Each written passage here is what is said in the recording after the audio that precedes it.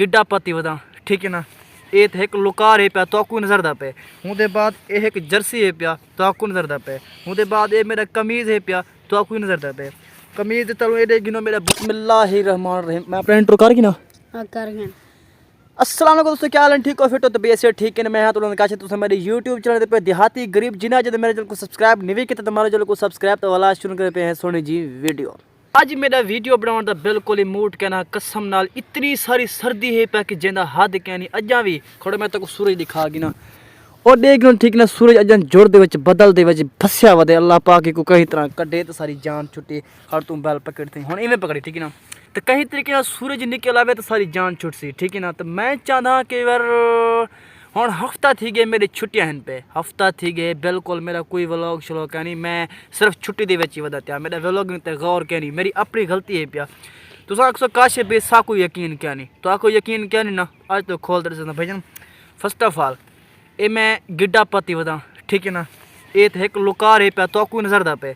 उनके बाद ये एक जर्सी है पिया तो आपको नजर दा पे। उनके बाद ये मेरा कमीज़ है पिया तो आपको नजर दा पे। कमीज़ तलो ये गिनो मेरा बुनैन है पिया तो आपको नजर दा पे, ठीक है ना। अजा हुण कुछ बेहतर है मौसम, अजा हुण बिल्कुल 3 का टाइम है पिया, 3:30 का टाइम है पिया। कुछ सूरज निकल आए हुण माशाल्लाह कुछ गलत की तैं यार बहुत सारी गलत की है। इवें सवेरे निकल से मैं ना कोई व्लॉग दसा अपने यार को व्लॉग दसा चंगा जा व्लॉग दसा।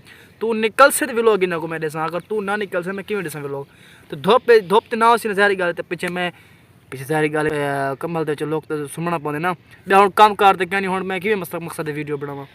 तो आज दा भी मेरा व्लॉग बनाने का मकसद कहना कि मैं कोई व्लॉग बड़े सा, लेकिन क्या है मैं को व्लॉगिंग जब तक मैं करना व्लॉग बनावाना उस टाइम तक जरा कैमरा और कर कैमरा और कर थोड़ी जी और कर अजा भी बस ठीक है थैंक ठीक है।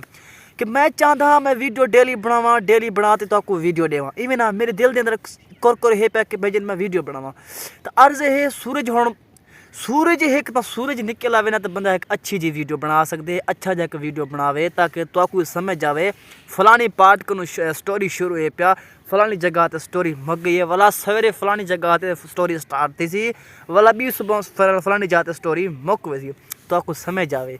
मैं चाहता कि मैं वीडियो इहो जी बनावा जो तुहाडे समझ च आवे, ठीक है ना।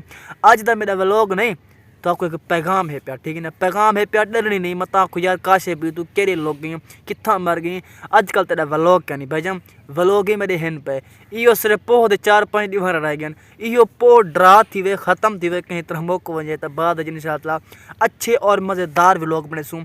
और व्लॉग के अंदर मैं कोशिश की उदा कि मैं अपने कट्ठे एक बैली एक मकसद है कोई लडीज़ मेरे इकट्ठे होवे जो वीडियो एडिट करते देवे।